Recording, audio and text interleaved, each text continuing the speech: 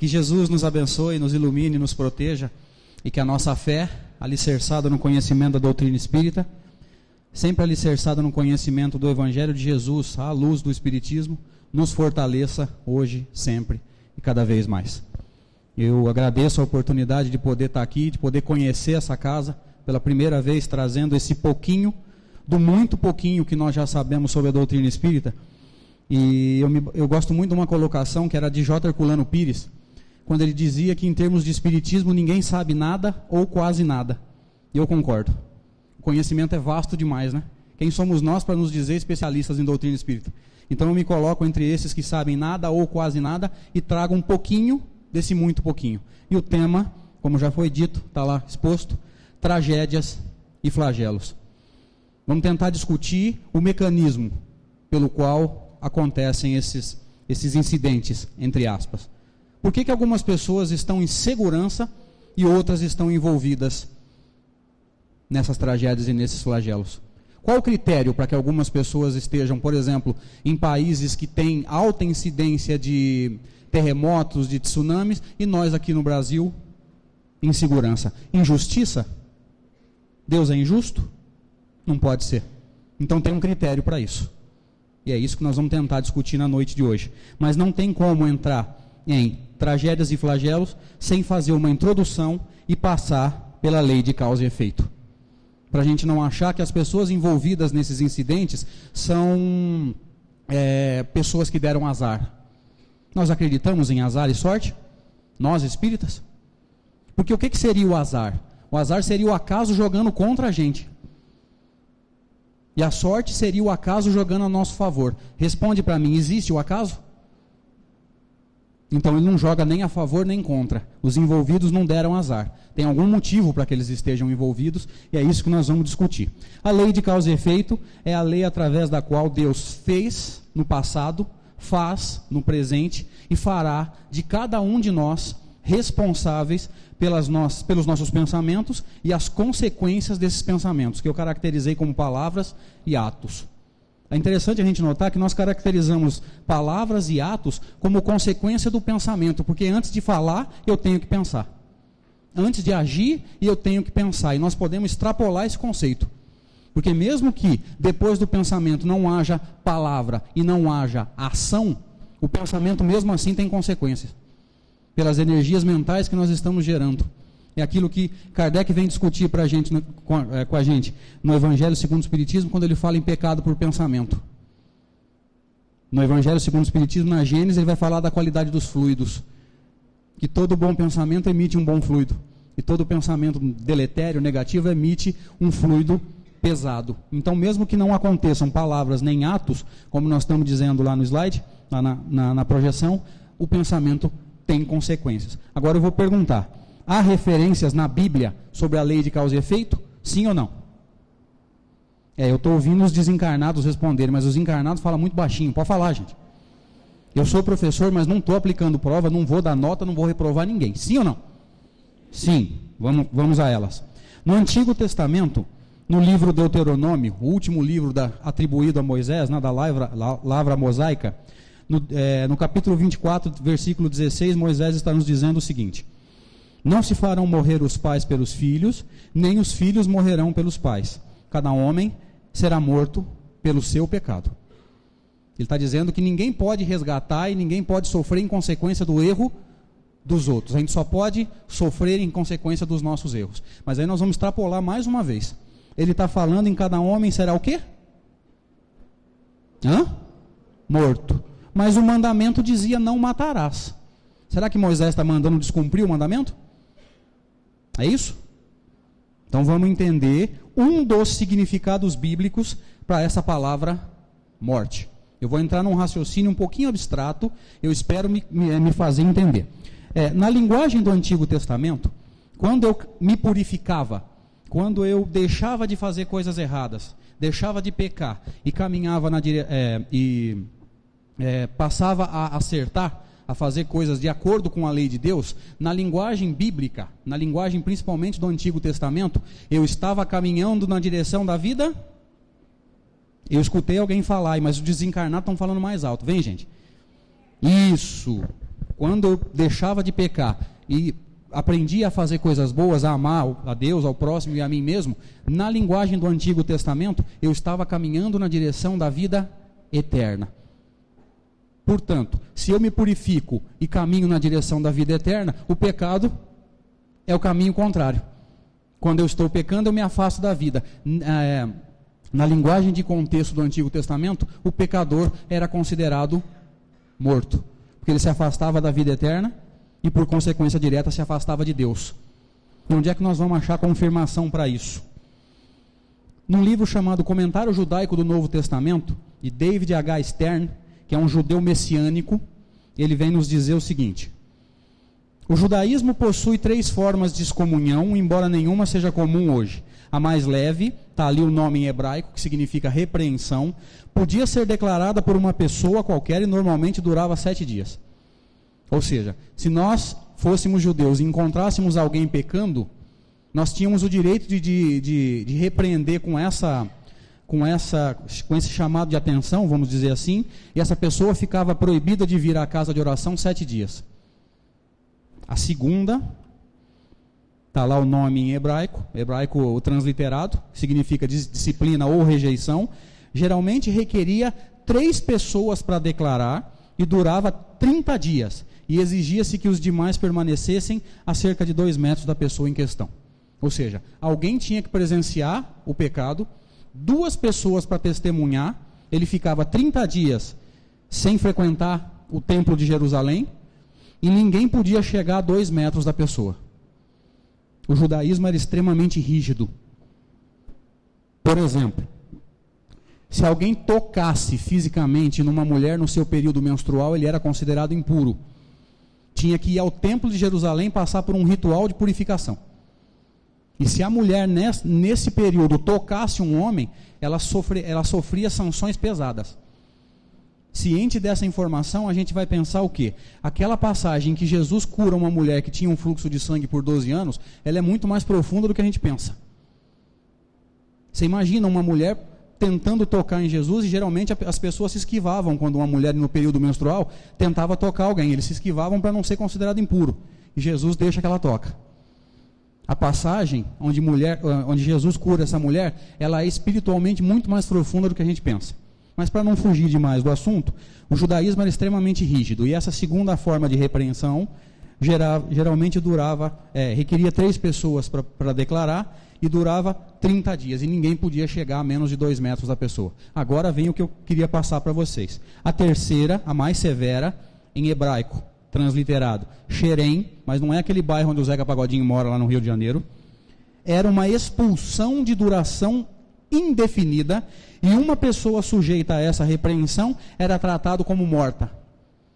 Ela tinha o seu registro excluído do templo, porque o templo de Jerusalém funcionava também como um cartório. As pessoas eram registradas lá dentro. Então quem sofria essa repreensão tinha o seu registro excluído por tempo indefinido. Confirmou para a gente que o pecador era tratado como morto, na linguagem de contexto do Antigo Testamento? Confirmou, né? Então, quando ele diz que cada homem será morto pelo seu pecado, ele está dizendo, cada homem será considerado morto pelo seu pecado. Moisés não está mandando matar o pecador, gente. Senão ele estaria descumprindo o mandamento. Lá nos 10 mandamentos, não matarás. Tá? Vamos lá. No livro de Jeremias, ainda no Antigo Testamento, capítulo 31, versículos 29 e 30, nos é dito assim: nesses dias, já não se dirá mais, os pais comeram fruta verde, os dentes dos filhos embotaram, mas cada homem morrerá ou será considerado morto pela sua própria falta. Todo homem que tenha comido frutas verdes terá os seus próprios dentes embotados. Causa e efeito. Eles só usaram a imagem do dente embotado para pegar uma situação do dia a dia e aplicar a lei de causa e efeito. Dente embotado é mais ou menos quando a gente morde uma banana verde, né? Tudo amargo, com aquela boca desagradável, vamos dizer assim. É mais ou menos a mesma situação. Pegaram essa situação da fruta verde para aplicar a lei de causa e efeito. Vamos para o Novo Testamento agora, referências bíblicas, né, da lei de causa e efeito. Em Mateus 16, 27, Jesus vem nos dizer: pois o Filho do Homem está para vir na glória de seu Pai com os seus anjos. Então, restituirá a cada um segundo as suas ações. Nós conhecemos essa passagem por A cada um será dado segundo as suas obras. Essa tradução é de Haroldo Dutra Dias, que fez um trabalho pioneiro de pegar os manuscritos gregos e traduzir direto para o português, sem passar pelo latim, pelas línguas da Europa, antes de chegar no português. Vocês veem que mudou algumas palavras, mas não mudou o sentido. A cada um restituirá a cada um segundo as suas ações, ou a cada um será dado segundo suas obras. Não houve mudança no sentido, só nas palavras. E aqui Jesus vai extrapolar, vai falar de causa e efeito e já vai falar em expiação. Em Mateus 26, 52, alto do Monte das Oliveiras, quando Nosso Senhor ia ser preso, e Simão Pedro saca a espada para defendê-lo. E o que ele diz para Simão Pedro? Retorna a tua espada para o lugar dela, pois todos os que tomam a espada morrem pela espada. Aqui Jesus está ampliando o conceito, ele já não está mais falando só em causa e efeito. Ele já está falando que nós vamos sofrer em consequência exatamente o sofrimento que a gente causou nas pessoas. Aqui ele está extrapolando causa e efeito. Ele está falando em causa e efeito já em consequência. Isso nos remete aqui ao conceito de expiação que nos é explicado por Kardec no livro Céu e Inferno, quarta obra da codificação, no capítulo 7. Olha o que Kardec nos fala. Até que os últimos vestígios da falta desapareçam, a expiação consiste nos sofrimentos físicos e morais que lhes são consequentes, seja na vida atual, seja na vida espiritual após a morte, ou ainda em nova existência corporal. Jesus falou sobre isso também. Não sairás de lá até pagares o último ceitil, na linguagem bíblica, 1 centavo para nós, a subdivisão de uma unidade monetária. Olha o que Kardec está dizendo. Até que os últimos vestígios da falta desapareçam. Vai ser nessa encarnação, no plano espiritual, na erraticidade, que é o espaço de tempo entre uma encarnação e outra, ou em outras existências corporais, não interessa. Se a gente ofendeu alguém, vai ter que reaproximar. Foi o que Jesus disse. Reconcilia-te com o teu adversário sem demora, enquanto estás a caminho com ele. Não espera separar, não. Porque depois, para fazer os caminhos se cruzarem de novo, para que haja reaproximação, dá mais trabalho. Mas vamos lá. Emmanuel, no livro Consolador, fizeram para ele uma pergunta interessante. Olha que pergunta inteligente. Se o determinismo divino é o do bem, quem criou o mal? Olha que pergunta interessante. Porque nós temos que pensar o seguinte: Deus é amor. É a perfeição absoluta, incomparável e inatingível para nós. E conforme os ciclos evolutivos do planeta iam se passando, e a hora que Deus achou que nós estávamos maduros para receber o recado do Evangelho, não mais o Antigo Testamento, mas a segunda revelação, ele nos envia o próprio governador espiritual do planeta, Jesus, o espírito mais evoluído que passou pelo planeta, com um recado perfeito, não tem o que dizer, não tem o que tirar. Nós é que não estamos entendendo o que Jesus quis dizer, mas ninguém pode corrigir uma vírgula do recado do Cristo. Bom, se Deus é esse amor todo, e se Jesus é tão perfeito, quem criou o mal? E Emmanuel responde: o determinismo divino se constitui de uma só lei, que é a do amor para a comunidade universal. Para um pouquinho. Comunidade o quê? E nós não temos paciência nem com a família, né? Está longe, hein? Continua. Todavia, confiando em si mesmo mais do que em Deus, para de novo. Puxa o freio de mão. Questão 785 do Livro dos Espíritos. Qual os dois maiores obstáculos ao progresso? E o Espírito de Verdade responde o quê? O orgulho e o egoísmo. Olha o que Emmanuel está falando. Todavia, confiando em si mesmo mais do que em Deus. Olha o orgulho aqui, ó. Olha o orgulho aí, ó. Quando eu confio mais em mim do que em Deus, eu sou um baita de um orgulhoso.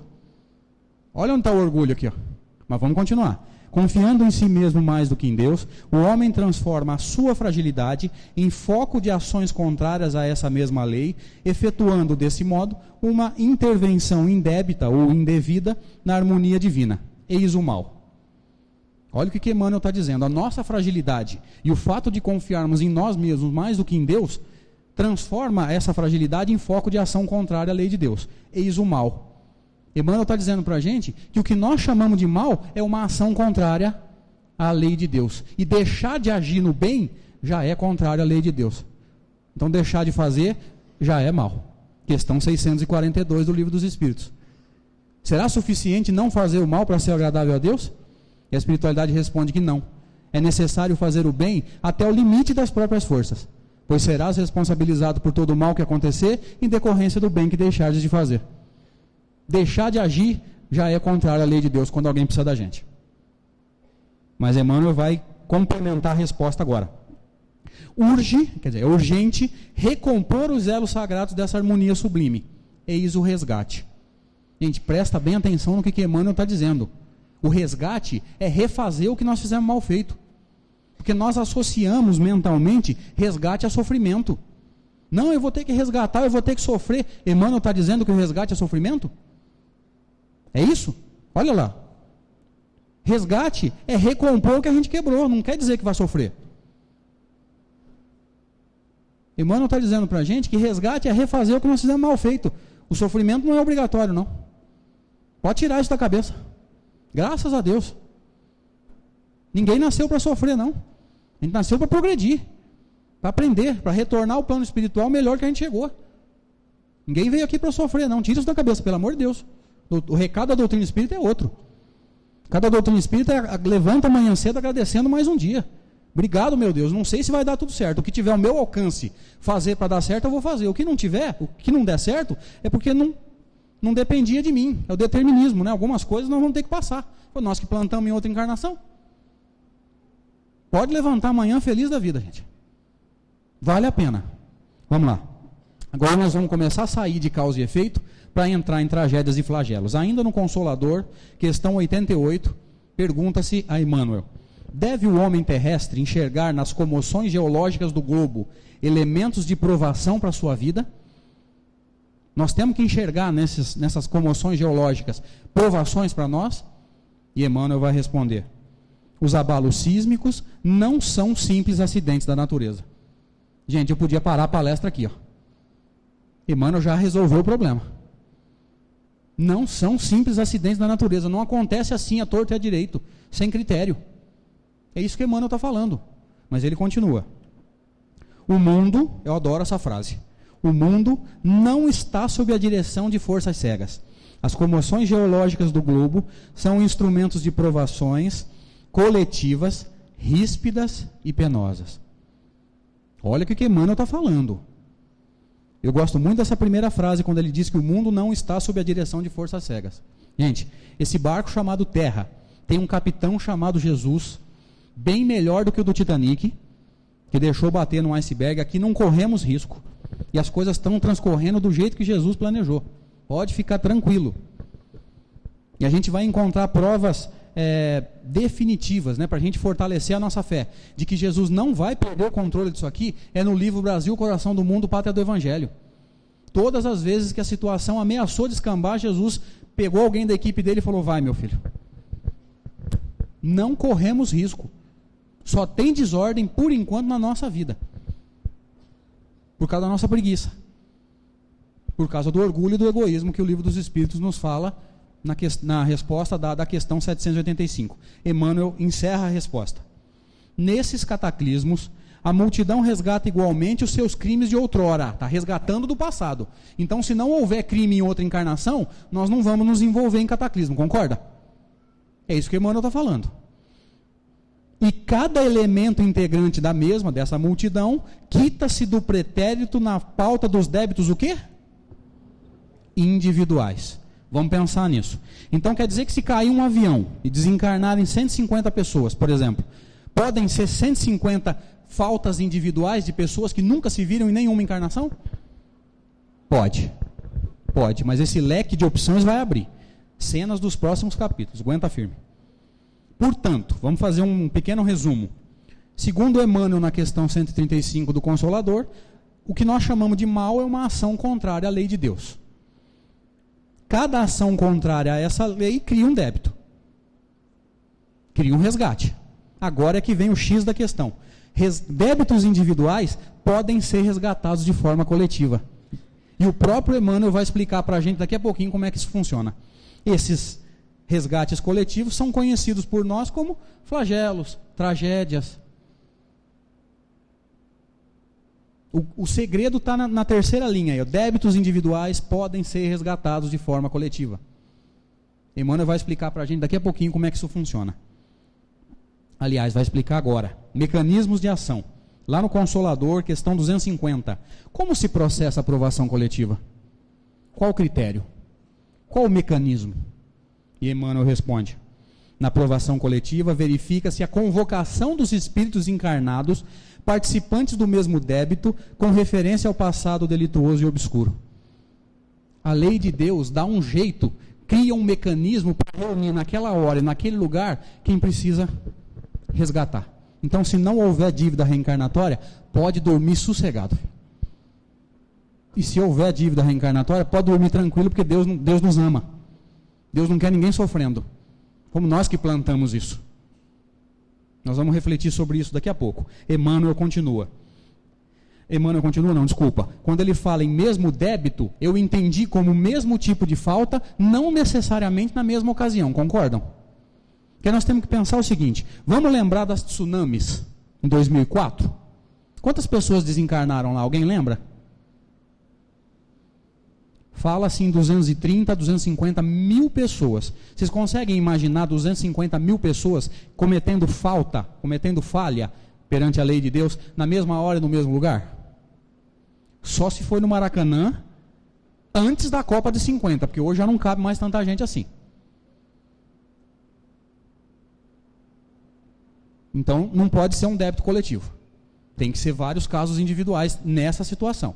Mas esse leque vai abrir um pouquinho mais para frente, tá? Agora, no livro Obras Póstumas, quem vai abrir esse leque para nós, vocês vão saber daqui a pouquinho. Kardec faz a seguinte colocação nesse livro: as expiações coletivas. Isso aqui é Kardec. O Espiritismo explica perfeitamente a causa dos sofrimentos individuais como consequências imediatas das faltas cometidas na existência precedente ou como expiação do passado. Mas, uma vez que cada um só é responsável pelas suas próprias faltas, não se explicam satisfatoriamente as desgraças coletivas que atingem as aglomerações de indivíduos, às vezes uma família inteira, toda uma cidade, toda uma nação, toda uma raça, e que se abatem tanto sobre bons como sobre maus, assim sobre os inocentes como sobre os culpados. Kardec está dizendo o seguinte: se eu estiver sofrendo, é consequência do que eu plantei. Mas como é que acontece? De que forma acontece quando várias pessoas passam por um problema ao mesmo tempo? Quem vai responder a colocação de Kardec é um espírito que se assinou Clélia de Plantier. Vamos dar uma olhada no que ela fala. Ela nos diz o seguinte: todas as leis que regem o universo, sejam físicas ou morais, materiais ou intelectuais, foram descobertas, estudadas e compreendidas, partindo-se do estudo da individualidade e do da família para o de todo o conjunto, generalizando-as gradualmente e comprovando-se-lhe a universalidade dos resultados. O que ele está dizendo? Todas as ciências que estudam o comportamento humano, psicologia, psiquiatria, etc., etc., partem do estudo do indivíduo, para depois ver como é que ele se comporta num grupo pequeno, que nós chamamos de família, para depois ver como é que ele se comporta na sociedade. Vai ampliando a amostra. E ela está dizendo o quê? Generalizando-as gradualmente e comprovando a universalidade dos resultados. Ou seja, mais ou menos as falhas que um de nós comete, é mais ou menos as falhas que os outros cometem. E a gente vem errando, mais ou menos cada um na sua tendência, há várias encarnações. A espiritualidade fala nos livros de André Luiz que nós não temos criatividade nem para errar. Porque a tendência que eu errei na outra encarnação é mais ou menos o que eu erro nessa. Eu vou corrigindo aos pouquinhos. E aí, pegando base na questão 785 do Livro dos Espíritos, quando nos fala de orgulho e egoísmo, significa o quê? Quando a coisa aperta para a gente, todo mundo é um pouquinho orgulhoso e todo mundo é um pouquinho egoísta. É isso que ela está dizendo. Na hora que aperta, a gente se protege. O resto que se ferre. Ela continua: podem se aplicar, sem medo de errar, as leis que regem o indivíduo à família, à nação, às raças, ao conjunto dos habitantes dos mundos, os quais formam individualidades coletivas. Há as faltas do indivíduo, as da família, as da nação, e cada uma delas, qualquer que seja o seu caráter, se expia em virtude da mesma lei. Na primeira parte, o que ela está dizendo? As leis que regem o indivíduo são as mesmas leis que vão reger esse indivíduo convivendo num grupo pequeno que é a família. E quando esse grupo pequeno vai conviver com a sociedade, é mais ou menos a mesma coisa. Mas a segunda parte é interessante, ó. Existem faltas do indivíduo, coisa que eu erro sozinho e vou resgatar sozinho. Há as faltas da família. O que eu errar coletivamente, eu vou resgatar coletivamente em família. Está abrindo o leque. Nós estamos saindo do que Emmanuel falou lá atrás, em débitos individuais, já estamos falando em débito coletivo. E aí ela está falando em falta de nação. Existem faltas cometidas pela nação inteira? Nós vamos dar um exemplo daqui a pouquinho. Ela continua.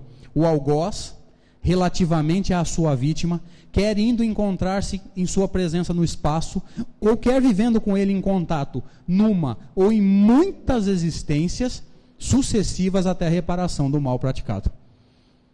Aqueles que nós ofendemos, nós vamos ter que nos reaproximar deles, seja numa encarnação, seja em 10, não interessa.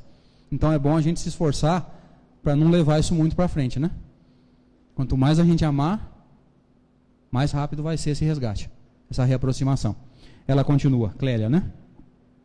O mesmo sucede quando se trata de crimes cometidos solidariamente por um certo número de pessoas. As expiações também são solidárias, o que não suprime a expiação simultânea de faltas individuais. Nessa última frase, a Clélia resolve o problema. As expiações também são solidárias. Então elas podem ser expiações coletivas de faltas coletivas? Podem. Pode ser uma expiação coletiva de faltas individuais? Pode. Dá para saber? Nós que estamos assistindo aí qualquer acidente, dá para a gente saber? Não dá. Tem necessidade de saber? Não tem.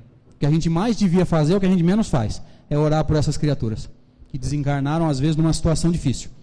É o que a gente mais tinha que fazer e é o que a gente menos faz. Agora eu vou dar um exemplo. Espero que a única orelha que seja puxada agora é a minha. Espero que seja só a minha. Lembra do acidente no Rio de Janeiro com os adolescentes na escola? Lembra que o rapaz entrou atirando e levou à desencarnação vários adolescentes? Nós nos lembramos de orar pelos adolescentes? Oramos pelos adolescentes? Agora é que a casa vai cair. Oramos pelo assassino? Oramos? Lembramos de pedir a Deus que ampare aquela criatura? Olha que interessante. Ele precisa mais do que os adolescentes, porque os adolescentes estão resgatando. O assassino está se endividando. São níveis evolutivos diferentes, são ciclos evolutivos em estágios diferentes. Todo mundo orou, ou pelo menos a maioria de nós, lembrou de orar pelos adolescentes. Mas a maioria de nós, se pegasse esse assassino aí fora, espancava ele, né? Nós somos cristãos, viu? Nós somos ótimos cristãos. Se a gente pudesse pegar ele ali fora, a gente pegava uma tesourinha cortando de pedacinho, né? Nós somos ótimos cristãos.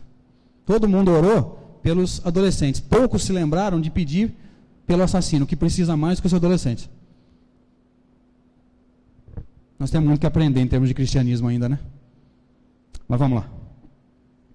Olha um exemplo de falta coletiva, né? Falta de nação. Preconceito racial. Tem nações que são racistas declaradas, gente. Tanto que jogador brasileiro de cor escura vai jogar na Europa e tem problema. Joga banana, joga casca de banana. Isso vai ter consequências nas encarnações futuras? Lógico que vai. Nada passa. Dá para burlar a lei dos homens, infelizmente, mas a lei de Deus não pode ser burlada.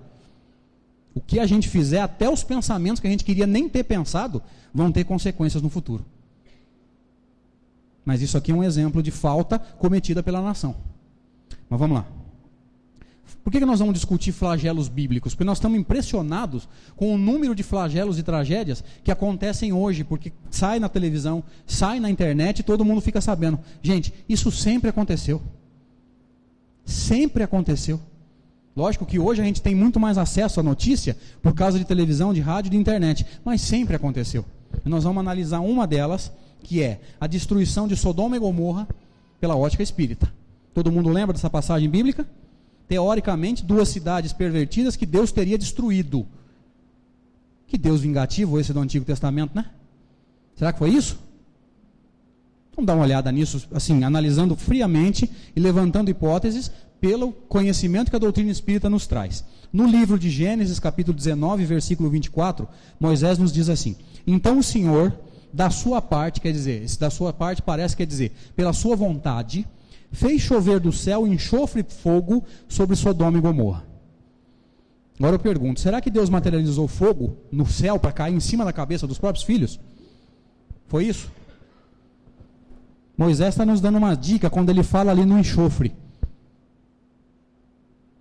Qual é a estrutura geológica que joga fogo a muitos mil metros de altura e que o enxofre é um dos gases que ele libera? Me ajuda.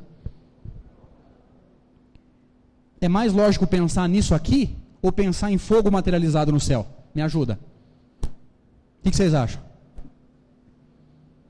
E a própria pesquisa histórica fala que naquela região ali tinha vulcão de monte antigamente. É mais fácil pensar nisso? Ou pensar em materialização de fogo? Chega a ser bonito, né? Hã? Bonito que você não mora lá perto, né? Se morasse lá perto, não achava bonito, né? Agora, 4 versículos para frente, Moisés nos diz assim: e contemplando Sodoma e Gomorra e toda a terra da planície, viu que subia da terra fumaça como de uma fornalha. Gente, ele está falando em planície. Planície alagada do quê? É mais lógico pensar nisso? Um fenômeno natural? Mas vamos colocar isso no contexto que nós comentamos até agora. Será que Deus fez o vulcão explodir para matar as pessoas? Lembra quando a gente era adolescente, a gente apertava a campainha do vizinho e saía correndo? Foi só eu que fiz isso? Será que Deus virou para um profeta e falou assim, ó, vai lá, do lado do vulcão tem um interruptor, aperta lá, o vulcão vai explodir, você sai correndo. Será que foi isso? Eu prefiro pensar o seguinte, esse vulcão ia explodir de um jeito ou de outro. Com cidade ou sem cidade, com Sodoma, sem Sodoma, com Gomorra, sem Gomorra. Naquela hora e naquele dia esse vulcão ia explodir, gente. O que a lei de Deus fez? Reuniu naquela região espíritos ainda ignorantes e endividados, que precisavam desencarnar naquela hora e por algum motivo daquela forma. Aí o fato começa a fazer sentido. Eu não posso imaginar Deus assassinando os próprios filhos. Deliberadamente, vou matar, não presta. Eu prefiro acreditar nisso. Esse vulcão ia explodir de qualquer jeito. Deus só reuniu ali quem precisava desencarnar naquela hora e por algum motivo daquela forma. Expiação coletiva. Oi? Gênesis 19, o versículo anterior é o 24, esse é o 28. Tá? Mas esses fatos, sejam bíblicos ou contemporâneos, eles estão revelando para nós uma lei que está no livro dos Espíritos. Alguém lembra qual é? Lei de... Eu vou começar a palestra agora, vocês estão com pressa? Vou começar agora a palestra, hein? Até agora foi uma introdução. No livro dos Espíritos, questão 728, é lei da natureza a destruição? E o Espírito de Verdade responde para Kardec: preciso é que tudo se destrua para renascer e se regenerar. Porque o que chamais de destruição não passa de uma transformação, que tem por fim, por objetivo, a renovação e melhoria dos seres vivos. Por que destrói? Para renovar. Por que Kardec não chamou de lei de transformação ou lei de renovação? Porque nós só vemos a destruição. A gente não vê o ciclo evolutivo todo. A gente não acompanha lá de trás o espírito se endividando, várias encarnações para ele tomar coragem para voltar. Olha, vamos resgatar? Eu não estou pronto. Vamos tentar? Eu não dou conta. Vamos tentar? Eu não consigo. De repente ele fala, agora eu vou. Não, agora eu me fortaleci, agora eu vou. E quando ele vem, se fortalece, cria coragem, confia em Deus e vem resgatar, a gente chama de tragédia. Que beleza, né? É tragédia, gente? Sair dessa encarnação menos endividado do que chegou perante a lei de Deus é tragédia? Tragédia para nós, para ele é uma bênção. Só que nós somos ainda um pouco egoístas, né? Eu espero que isso não aconteça aqui em Rio Preto, só nós lá em Severina. Quando o nosso ente querido está para desencarnar em cima da cama, o que a gente faz? Não morre não, pelo amor de Deus. E a equipe espiritual prontinha para levar. preparadinho para levar para o pronto-socorro espiritual e a gente rezando em volta pedindo para não morrer. Não tem mais nada para fazer, aquele corpo não oferece mais nada, mas a gente está pedindo a Deus para não morrer. Um pouquinho egoísta, né? Mas vamos lá. Na questão 729, Kardec questiona: se a regeneração dos seres faz necessária a destruição, por que os cerca a natureza de meios de preservação e conservação? Gente, olha a inteligência de Kardec. Espera aí, se é necessário destruir, por que a natureza nos dá condições da gente se defender? Olha que pergunta, cara. Eu não sei o que é mais interessante, se é a pergunta de Kardec ou se é a resposta da espiritualidade. E o Espírito de verdade responde: a fim de que a destruição não se dê antes do tempo. Olha que sensacional isso. Toda destruição antecipada obsta, quer dizer, põe obstáculo ao desenvolvimento do princípio inteligente. Quem é o princípio inteligente? Deus. Deus é a inteligência suprema. Quem é o princípio inteligente, pelo amor de Deus? Nós. Questão 23 do Livro dos Espíritos. O que é o Espírito? Princípio inteligente do universo. Toda destruição antecipada obsta ao desenvolvimento nosso. Se fosse destruído 1000 anos antes da hora certa, nós perderíamos 1000 anos de aprendizado. 1000 anos de experiências. Então tem que acontecer na hora certa. Quando a espiritualidade vem falar para a gente assim, ó, vocês não estão prontos para entender determinadas coisas. Eles sabem o que estão falando, gente. Não se atropela, não. Deixa a coisa acontecer. Vamos fazer a nossa parte. Mas deixa a coisa acontecer, porque, lembra, esse barco chamado Terra tem um capitão chamado Cristo, chamado Jesus. Pode ficar tranquilo que a coisa vai acontecer no ritmo certo. É isso que eles estão falando. Pode confiar. Se não estiver na nossa pauta reencarnatória, pode dormir tranquilo. E se estiver na pauta reencarnatória, pode dormir tranquilo também. Porque isso não visa castigo, visa resgate. E a gente pode lembrar de mais um detalhe. É Simão Pedro que fala para a gente na segunda epístola dele. Tudo que a gente vai resgatar com sofrimento, a gente pode resgatar com amor. O que Simão Pedro dizia? O amor encobre a multidão de pecados. Então, se a gente é muito devedor, amando, a gente vem amenizando essa dívida. Ao invés de sofrer, vamos amar, vamos ter paciência. Porque amar é ação. A lei é ação e reação, é plantio e colheita. Amar é plantio, receber amor é colheita, não tem como burlar a lei. Nós não estamos oferecendo nada e estamos querendo colher. Mais uma vez o egoísmo. Mais uma. Para a gente poder encerrar, o outro consolador prometido por Jesus nas notas de João, no capítulo 14, nos esclarece tudo isso. Nosso Senhor dizia, né? Se me amais, guardai os meus mandamentos. Eu rogarei ao Pai e Ele vos enviará outro Consolador, para que fique eternamente convosco, o Espírito de verdade, a quem o mundo não conhece, mas vós o conheceis. Bendita a doutrina espírita, né? Como que clareia a lei de Deus, né? Como que esclarece, né? Como que a gente consegue entender as coisas estudando a fundo a doutrina espírita. Bendita a doutrina espírita, bendito Consolador. Mas o que nos diz o primeiro Consolador sobre isso? Primeiro de tudo, vamos entrar num acordo. Quem é o primeiro Consolador? Se mais alguém responder Moisés, eu vou estressar. Que é o que eu escuto toda vez, não tem erro. Quem é? Vou facilitar só um pouquinho. Uma dica. Começa com G e acaba com Zus. Precisa de mais? Então agora responde. Quem é o primeiro Consolador? O que Jesus, como governador espiritual do nosso planeta, recomenda que a gente faça? O que ele de que forma ele sugere que nós nos portemos? Ainda nas notas de João 16:33, ele nos diz assim: tenho-vos dito todas essas coisas para que tenhas paz em mim. Presta atenção agora. No mundo tereis provações, mas animai-vos, eu venci o mundo. Vamos refletir só 2 minutinhos? Por que Jesus está dizendo eu venci o mundo? Está contando papo?